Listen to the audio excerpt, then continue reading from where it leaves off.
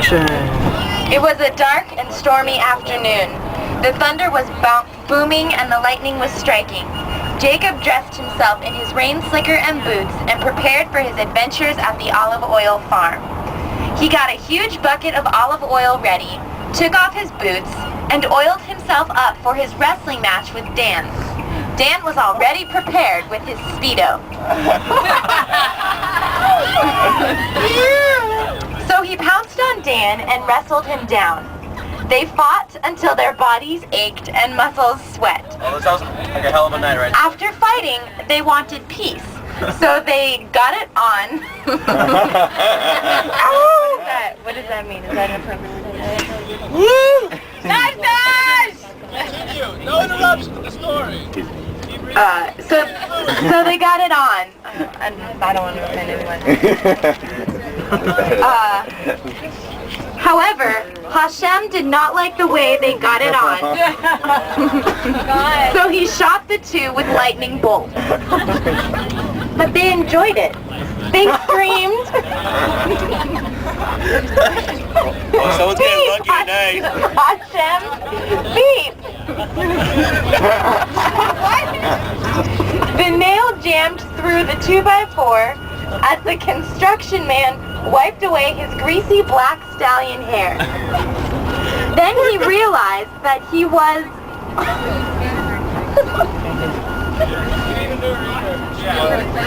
Then he realized he was shot on by a pigeon, and the grease wasn't what he thought. And then he got a phone call from Allah.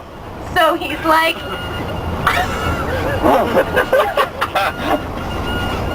Me so horny. Me love you long time. And Allah replied to him, meet me at the Best Western at midnight and wear something comfy. And by comfy, I mean...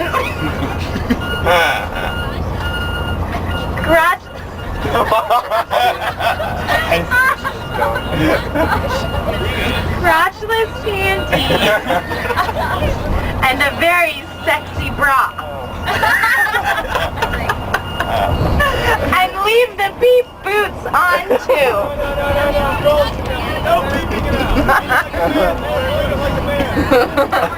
As midnight neared, the anticipation of what was to come made my skin tingle all over my body.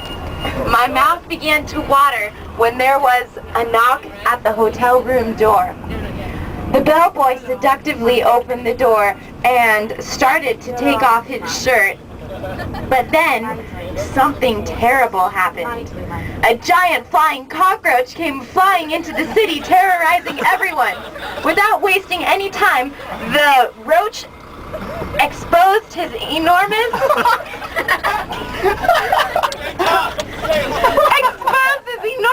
cockish schlong!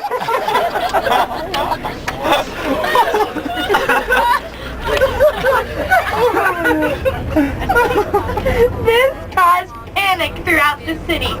People were running around trying to avoid the giant tra-la-la from hitting and impregnating them. But just then, Gunther unstripped the swollen black member and ripped off his mustache, only to reveal himself as George the Prophet and president of NAMBLA, North American Man-Boy Love Association.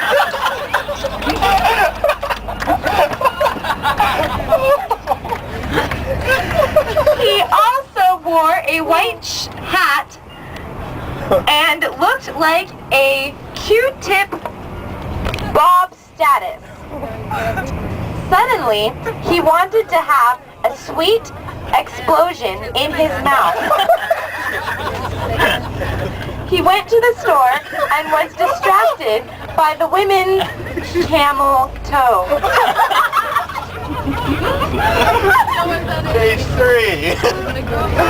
He tried to hold it in, but all he could do was call her mean names like poodle butt, monkey breath, and worst of all, Josephine, which was possibly what caused World War II. Her wrath was unmatched. She liked to eat candy and loved chocolate, especially Max Brennan's chocolate located in Tel Aviv. So when she found the chocolate in Tel Aviv, she took a bite and was surprised at the mystery filling inside. It was just so natural tasting, so fresh, as if it contained no artificial and or partially hydrogenated ingredients at all. And so, the age-old question of spit or swallow had finally been answered. In celebration, 492 provided Sandy Pelican's bloody harpoons to ass to glass to all of Israel. The end. We've got such wonderful authors in this bus. Here's Nadav. Oh man.